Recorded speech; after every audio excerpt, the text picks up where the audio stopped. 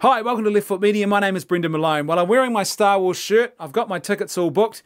We are now just 48 hours or so away from the release of the brand new Star Wars movie, The Last Jedi. And so in preparation for that film, I thought I'd make this little video to express what my hopes are for this film, what I'm hoping to get out of it, and I guess what I'm hoping the film doesn't do. So first of all, some of the minor stuff. I'm really hoping that this movie is not a rehash or a rip-off or a beat-for-beat remake of the original Empire Strikes Back film. I get it, The Force Awakens was a rehashing of Star Wars A New Hope, the original Star Wars film. Now, I don't think they needed to do that, but there were people who claimed that this was the only way they could do things. But really, they've got to go their own way now. With this film, the second film in the new trilogy, it has got to actually start standing on its own. It can't just be a rip-off of The Empire Strikes Back. If it does, that will be the end of the Star Wars universe, I would say. So this film has really got to chart new territory. It's got to go its own way. It's actually got to start building something new and original. If it doesn't do that, it's not going to be particularly creative. Second thing I'm really hoping is that there's going to be lots of Star Wars musical moments. One of the things that Star Wars is renowned for, particularly the early films, was that John Williams musical score. And the way in which music was used in Star Wars, I think, was just so pivotal to the whole sense of adventure and wonder and escapism that was part of going along to see these films in the cinema. And what I'm really hoping for is that this film actually has some memorable Star Wars musical moments. One of the things I really appreciated and liked about Rogue One was it did have some memorable Star Wars moments. And I think it really helped to capture perhaps that sense of wonder that was part and parcel of the original film, so I'm hoping this new one does as well. I don't want any ideological pandering or preaching in this film. Now, I get it, you're probably going to have stuff that's going to appear here and there, but the last thing you want with Star Wars in particular, the last thing you want with most movies is to actually go along to the theatre and just to be preached at. The whole point of movies is to indulge in some form of escapism, and so unless the film is a drama or it's something political in nature or it's a documentary, then really you don't want to go along and have a whole lot of modern political ideological preaching just jammed into a film and sort of shoved down your throat. You want to go along for a good old-fashioned bit of escapism. I don't want Luke Skywalker to be just fan service. I'm really hoping that Luke Skywalker is not ruined by this film. You know, the trailers show some positive signs, but I'm hoping that perhaps they'll even be courageous enough to give Luke perhaps a bit more of a hardened, cynical edge based on what he's been through. Or perhaps they'll give him more of a grizzled, older Jedi type thing. But I think it would be really good if they actually developed him as a character. They didn't ruin him by using him as nothing more than perhaps just a placeholder for fan service or some sort of, hey, look, it's that guy. Remember him? He was in the original films and here he is and he's much older and we know you love him, so we've just shoved him in this film. I really don't want to have that as the experience. The other thing I'm really hoping here is for some story and character development, and I guess this is the big stuff that I'm most interested in, most concerned with about this film. First of all, I want them to satisfactorily resolve the issue of the Rebel Alliance versus the New Republic. The way that all played out in The Force Awakens just doesn't make any sense at all. If you stop and think about it, it doesn't make any sense. Why does the Rebel Alliance still exist after the fall of the old Empire and obviously the rise of the New Republic? Why is there this separate militia that is operating under its own authority in the new free universe? It doesn't make any sense in the context of Star Wars. I mean, it could make sense, but you would need to have established it better, and they didn't really do that in The Force Awakens. It was just this sort of thing. It's like, oh, so why is this going on now? And it would be really good if they actually satisfactorily resolved that problem in this particular film. Now, obviously, one way to do that would be to actually have the Republic crumble.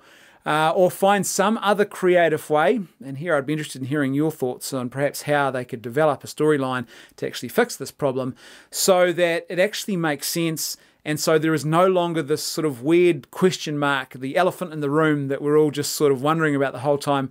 Why? Why is this happening? Why is there a rebel alliance that's still operating independently of the New Republic? Why does there seem to be two governments in this new universe? One of the things I'm really hoping is that they will develop the character of Snoke. Now, we don't need to know every little thing about him, and we don't need to know his whole entire backstory. This was probably one of the problems with the prequels, was they left no mystery. They went about trying to fill in every single little and often very insignificant and meaningless detail about some of these key characters in the Star Wars universe, and as a result it took a lot of the mystery off the story. Leaving a bit of mystery is quite good. So we don't need to know everything about Snoke, but it would definitely be good if Snoke was actually more developed as a supervillain, because clearly he is supposed to be the arch nemesis here, but he didn't really feel that way in The Force Awakens. He doesn't really feel like a serious threat. Kylo Ren's not really a serious threat. Hux is not really a serious threat.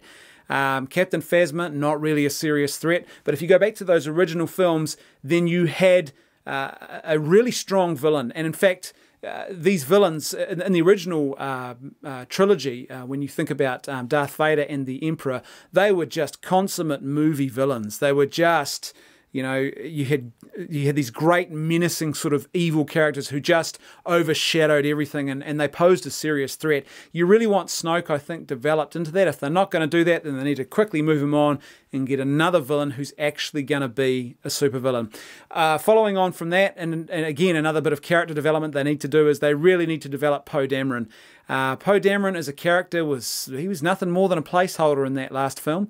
And obviously part of the problem was originally he was written out of the film. He was written as a bit part and he was going to die early on.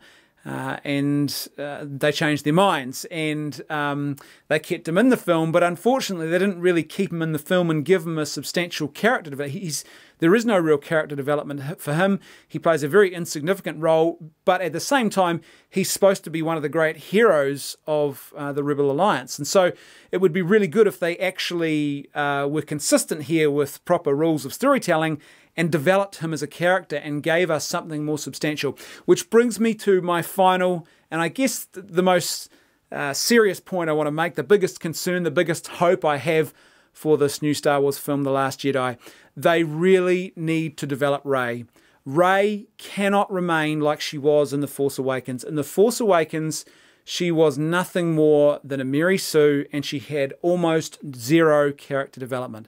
Think about Rey in The Force Awakens. She is almost the same character at the end of the film as what she was at the beginning of the film when we met her. She's obviously moving in a different social circle now at the end of the film, and she is in a different geographical location than what she was at the beginning of the movie. But apart from that, there's really not much else in the way of character development. She has no real character arc. And one of the reasons for this is because she was a Mary Sue.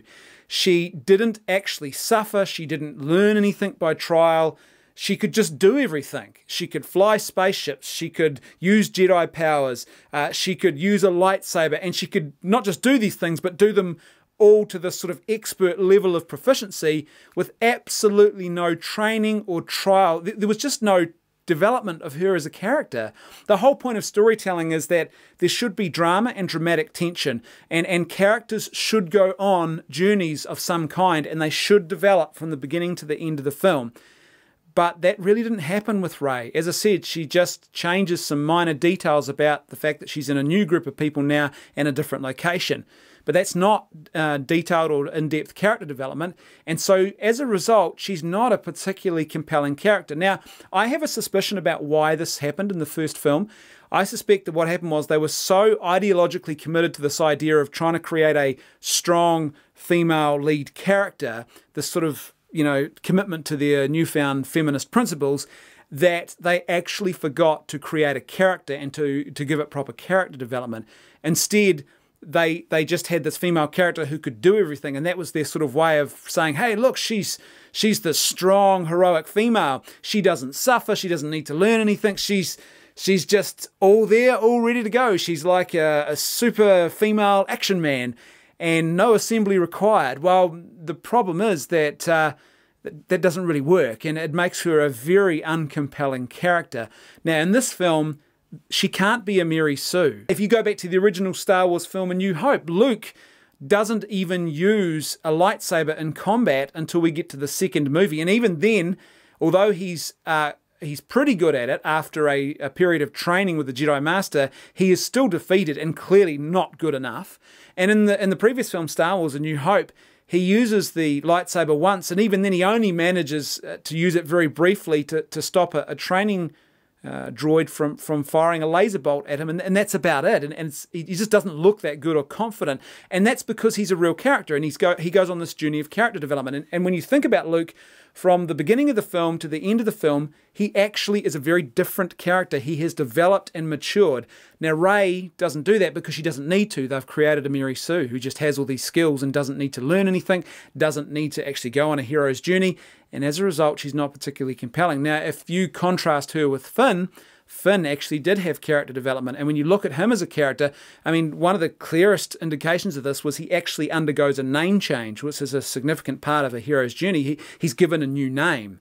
And on top of that, it's a reflection of this whole journey that he's going through, from being a coward at the beginning who's self-interested and wants to escape, to someone who's not interested in doing anything other than saving his own skin, to someone who actually ends up thinking about others and then joining in this final battle and playing a significant part in that. And so he has character development. Now, he's not without his flaws as a character, but Rey doesn't have any of that, and she was supposed to be the lead character. Like I said, I think that perhaps this happened because they were so committed to a feminist ideology that they were scared that if they gave her proper character development, where she needed to rely on other people and learn things, that maybe people would mistake that for meaning that she wasn't a strong female anymore. And that's why they just wrote her as a Mary Sue, I'm guessing. But, and I could be wrong, maybe it just could be really sloppy writing.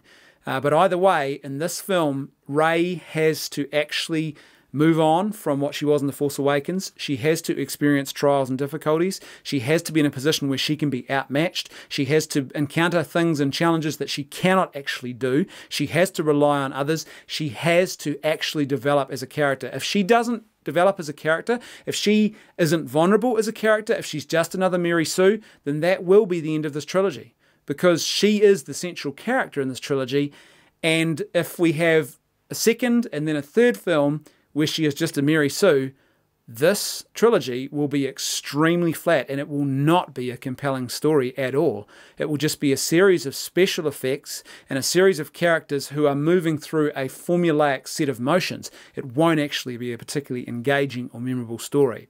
So there you go, that's my thoughts. I'd love to know what you think. Have you booked your tickets? Are you even going? Are you even excited for this film? I have to say I'm interested. I'm not as excited as I was first time around for Force Awakens, but I'm definitely interested in seeing this film and what it has to offer, and I'm pretty hopeful.